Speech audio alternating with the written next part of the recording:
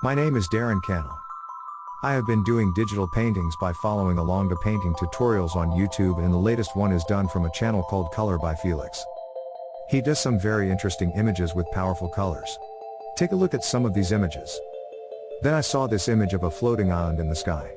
It caught my eye and thought it would make a great image. I watched the whole 2-hour step-by-step process and I painted along. I thought I would create a different top to the island and give it a lake rather than just some rivers. In the end, I added a smoky face hidden in the clouds. Thank you to Color by Feliks. And check out the two images side by side at the end of the video.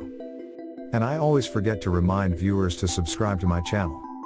As I journey down the path of learning and drawing digitally, I will continue to post my images with a condensed version and a step-by-step real-time version of each of the challenges.